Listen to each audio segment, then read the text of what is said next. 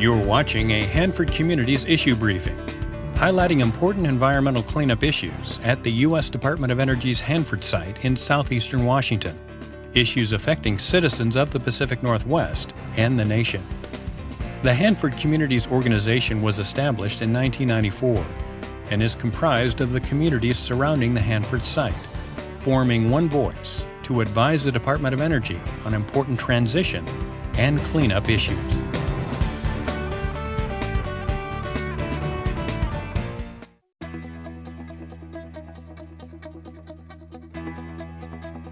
All right, good morning. As mentioned, I'm Jason Casper. I'm the Plutonium Finishing Plant Vice-President for Demolition.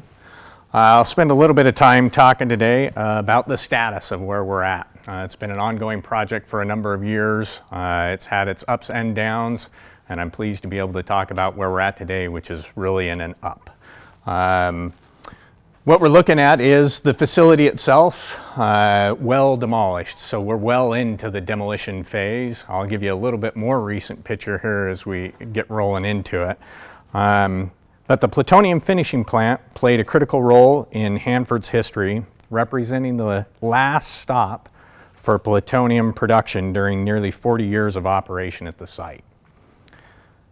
But the nature of the work performed also left the plant as one of the site's most hazardous buildings after Hanford's production mission ended. Today, the safe removal of this iconic facility is among the top priorities in the Hanford environmental cleanup mission. Over the past years, contractor CH2M Hill Plateau Remediation Company has made significant progress toward the completion of this facility. The safe and steady progress is a testament to the talented, dedicated workforce, as well as the excellent collaboration between the labor unions, management, the Department of Energy, and our regulators. I personally look forward to continuing our safe and efficient path forward as we prepare to enter the final phase of this demolition.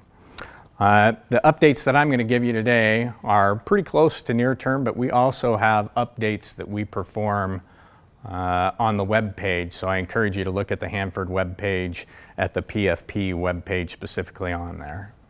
So this is really the remaining scope. In December of 2017, we had a spread of contamination event that shut down work for a period of time. In coming up with a plan for resumption of that work, we laid out a detailed sequence of how we're going to perform it. That sequence consisted of three major phases. The first one is the containerized waste that was left in the area. We had containerized waste that was trapped right after the event that really made up about 90% of the material at risk that was still left on the site. So a significant portion of our material risk was tied up in that containerized waste. I'm pleased to say that as of today, all of that debris has been removed, so we've removed 90% of that material at risk.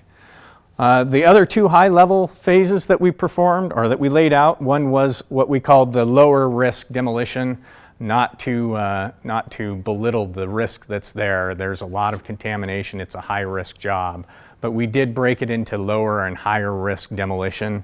The lower risk demolition was broken into two phases. The first phase was disposition of all the debris that was located around the facility. So there was a lot of debris that again was left in place right after the event. We've now removed all of that debris, and through the process of removing that debris, we had a number of enhanced controls. I'll give you a brief highlight of what those were, but we laid out a number of enhanced controls that we really were able to test through that phase very successfully. So the enhanced controls that we put in place have prevented the spread of any of the contamination. So we've been very good at keeping that localized. Still very much a contaminated facility, and we want to make sure that we continue to control it, and the controls are working well. The second phase of the lower risk work is the 234-5Z and the vault associated with it, as well as some additional tunnels that are located with that part of the facility. That work scope has been ongoing. That's where we're currently at and where that first picture represented. We have started actually back to pulling portions of that building down. Again, those controls that we put in place, those enhanced controls, continue to show that we're very effective at keeping the contamination where we want it. The third higher risk major phase of demolition consists of the 234-5Z A and C line, which is a small portion of this structure. It's really just the first floor and about half of what was there. A little bit higher risk, and the reason that it's higher risk is it makes up about 2% of the material at risk that was left after the event. So there's quite a bit of material still associated with it. We've come up with even more controls for doing that demolition to make sure that we control the contamination and control that MAR as we move forward. Haven't started into that phase. However, we did just complete our high risk management assessment. So we brought in an independent team to evaluate our process, evaluate the controls, look at what we've done up to today, and got glowing remarks out of that. Very positive feedback. Some items go correct prior to going to work, but very, very, very good review, very positive feedback from the whole process. And the last piece of high risk work that we have is the actual PRF Canyon rubble pile. That rubble pile is actually hard to see in the picture. It's underneath the dirt mound that's there. So after the event, we stabilized that particular area of the facility by putting about 1.5 to 8 feet of soil over the top of it, which is about the most ideal situation you can be in for doing demolition.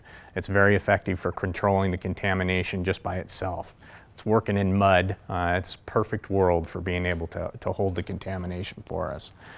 So that's really the overall scope that we have remaining to get us to the point of completion. And really, as I said, we're really focused right now on this Phase B, and I'll give you a little bit more information about that as we move into the next slides.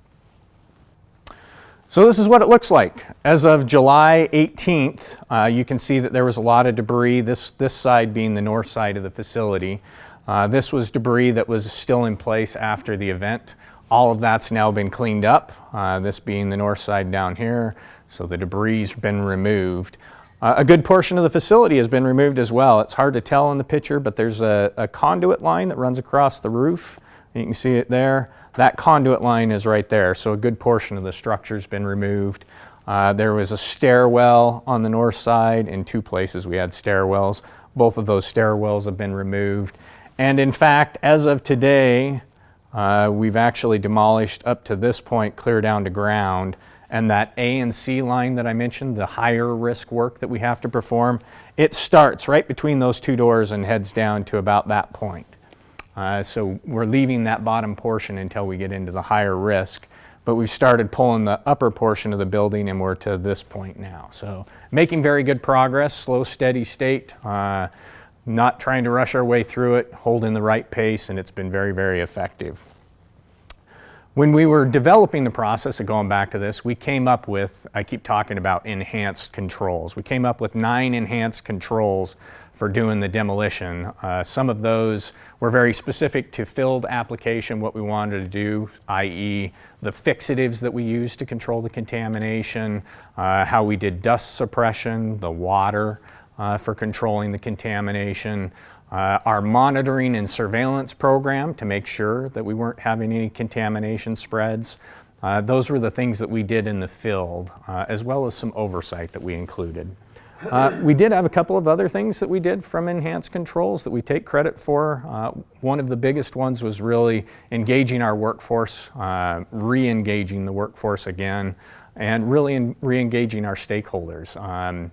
We were in a pretty rough spot when we were getting ready to go into resumption. There was a lot of mistrust. The morale was very low amongst our workforce.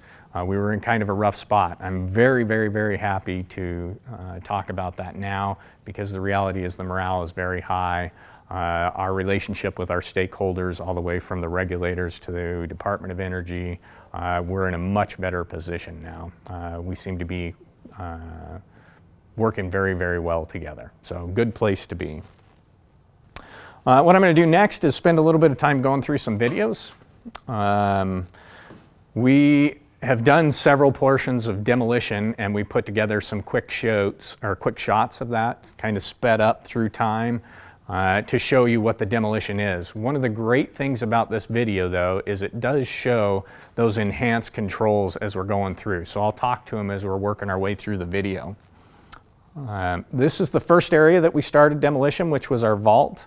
You can see the equipment pulling down portions of the building, the piles that are accumulating, but those piles are being removed. We're bringing in equipment. That pile is getting relocated into demolition areas or into a loadout area, but we never allow it to accumulate. So we really don't have a major source that's sitting there. It's helping us to keep it controlled. You can see the water application and how they're moving back and forth with the equipment. Again, very effective control. This is one of the north stairwells that we brought down. Again, you can see the water control, the misting, and even as he moves, you can see the water moving back and forth. In the distance, you can see what we call our container transfer area. Those are the waste containers that we're generating. Those get moved off to the environmental restoration disposal facility. You can see the trucks picking them up and dropping them off as we're generating them. So again, we're moving the packages clear out of the footprint of PFP for disposition. The containers that you can see with the misters that are sitting on top of it, these containers just gave us a little bit more height so that we could make sure we could get the lofting effect of the water and control it.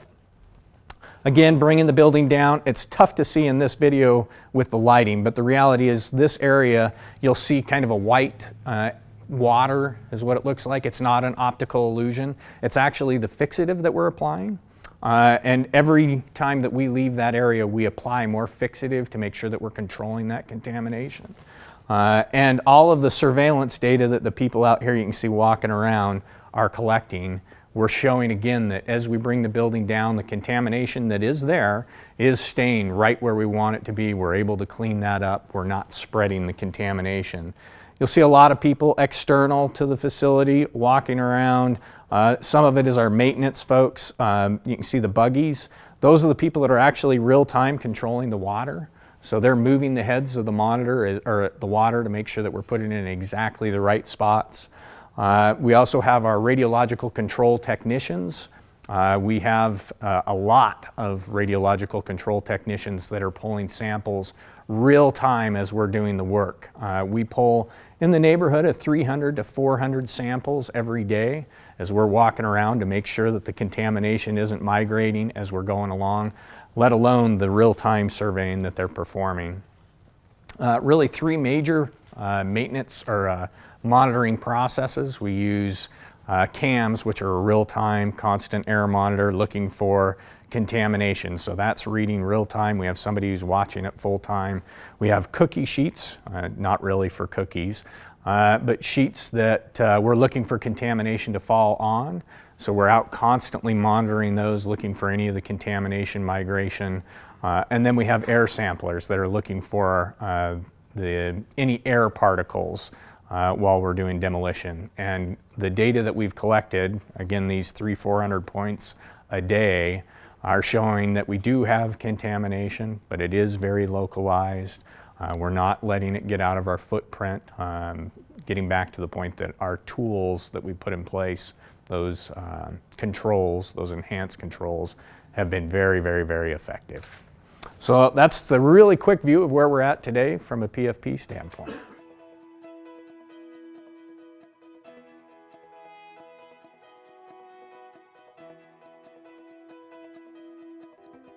To find out how you can become more involved in this important regional issue, or to have a Hanford Communities speaker talk to your organization, contact the Hanford Communities at 509-942-7348 or visit our website